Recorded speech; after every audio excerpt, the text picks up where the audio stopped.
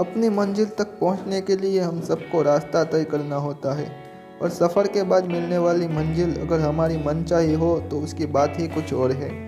और क्या होगा अगर सफ़र ख़त्म ही ना हो? क्या होगा रास्ता अनंत हो? क्या होगा अगर आप उस रोड पर निकल पड़े हो जो रास्ता आपकी मौत की ओर ले जाता हो? हम चलते हैं ना ख़त्म होने वाली सड़क की तरफ। विनय और उसके 7 दोस्त अमीर बाप के बिगड़े हुए लड़के थे। उन्हें ना गरीबों की परवाह थी ना ही फिक्र। उनका जो मन करता था वह करते थे। उनका कोई कुछ बिगाड़ने वाला नहीं था। लेकिन कभी ना कभी ऊँट पहाड़ के नीचे आता जरूर है, कभी जल्दी तो कभी देर से। एक दिन रात में विनय और उसके 7 दोस्त पास के ही एक गांव में चले गए। गांव में गरीबों के पास अपने मुर्दों के गाड़ने की जगह भी नहीं थी, इसीलिए उन्हें गांव के सड़क के किनारे गाड़ दिया जाता था। इसी सड़क के किनारे एक बोर्ड पर लिखा हुआ था कि हमें आराम से सोने दे, हम आपको आराम से सोने देंगे। जब विनय और उसके 7 दोस्त वहां पहुंचे तो सबसे पहले उन्होंने वो बोर्ड निकाल फेंका और फिर इन जिंदा इंसानों की इज्जत न करने वाले इन लफंगों के एक झुंड ने मुर्दों के साथ भी यही सलूक कर दिया। कोई कब्र पर रखे फूलों को फेंकने लगा तो कोई कब्र पर बैठकर शराब पीने लगा, कोई कब्र पर रखे पत्थर को फेंकने लगा तो किसी को कब्र पर पेशाब करने का आइडिया आया। जब इन गिरी हुई हरकतों से इनका मन भर गया तो वहाँ आगे बढ़ गए। अब अभी तक जो हुआ वह विनय और उसके दोस्तों ने किया, पर अब किसी और की बारी थी। सारे दोस्त उसी रास्ते पर आगे बढ़ते जा रहे थे। तभी उनमें से एक को महसूस हुआ कि बहुत देर हो गई है पर आगे कुछ नहीं आ रहा और उन्हें ये लग रहा है कि वो उसी रास्ते पर गोल गोल घूम रहे हैं और वह कब्र बार बार उनके सामने आ रही है। तभी उनमें से एक बोला, यार विनय, तुझे ये नहीं लगता कि हम यहाँ से पहले भी गुजर चुके हैं? विनय, क्या बकवास करता है, लगता है तुझे चढ़ गई है। 2-3 घंटे और चलने के बाद दोस्त की नज़र उसकी घड़ी पर जाती है। उसकी घड़ी पर 7 बज रहे हैं और यहाँ शाम के 7 बजे तो नहीं हो सकता, मतलब यहाँ सुबह के 7 बजे है। और अब वो इस बात को समझ जाते हैं कि ना तो ये रोड ख़त्म हो रहा है और ना ही रात, और रास्ते पर थाके आड़े चल रहे थे। तभी उनके सामने एक चुड़ैल आकर खड़ी हो गई। उसके बालों से उसका पूरा मुंह छुपा हुआ था, केवल उसकी एक लाल आंख नजर आ रही थी।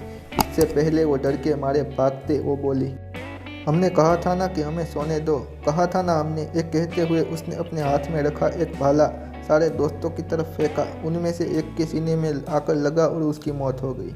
घर से 8 निकले थे और अब वो केवल 7 बचे। वह वहाँ से भागने लगे तभी उनके सामने एक पिशाच आकर खड़ा हो गया। उसके चेहरे पर ना तो कान थे और ना नाक, उसकी एक आंख थी और एक मुंह था। तभी वह पिशाच बोला, हमने कहा था ना कि हमें सोने दो, कहा था ना। तभी वह पिशाच अपने दोनों हाथ ऊपर किए और देखते ही देखते उसके आसपास के पेड़ उखड़ने लगे और वह पेड़ आकर उन दोस्तों के ऊपर गिरे। इन सब के बीच 3 और दोस्तों की मौत हो गई और अब इनमें से केवल 4 लोग बचे हुए थे। चारों दोस्त तुरंत वहाँ से भागने लगे। सब लोग थके हुए थे और पीने के लिए पानी भी नहीं था और रात खत्म होने का नाम ही नहीं ले रही थी और ना ही वह रास्ता खत्म होने का नाम ले रहा था।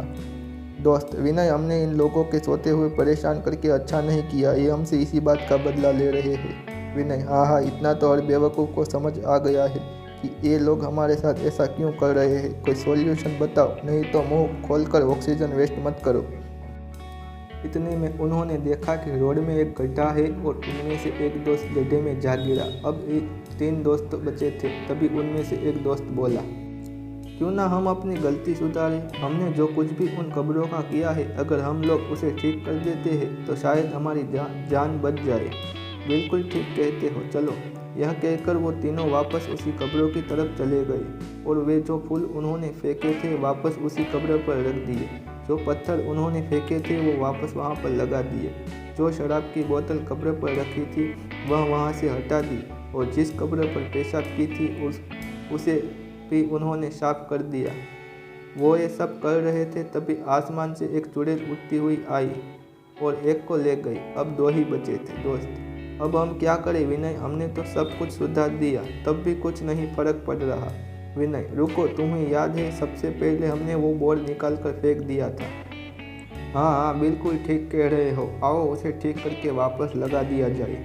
यह कहकर दोनों वापस उस बोर्ड को वापस लगाने लगे। तभी उनके सामने वही चुड़ैल और पिशाच आ गए और उनकी तरफ बढ़ने लगे। यह देखकर वह दोनों और तेज बोर्ड को उसी पुरानी जगह पर गाड़ने लगे और इसके पहले कि चुड़ैल और पिशाच उनके सामने पहुंचते उन्होंने बोर्ड को पुरानी जगह पर अच्छे से लगा दिया और देखते ही देखते चुड़ैल और पिशाच दोनों गायब हो गए और अब धीरे धीरे आसमान से अंधेरा जाने लगा और सुबह हो गई। बचे हुए दोनों दोस्त अपनी गाड़ी में बैठकर भाग गए। अब इन सोते हुए लोगों को दोबारा कोई नहीं परेशान करेगा।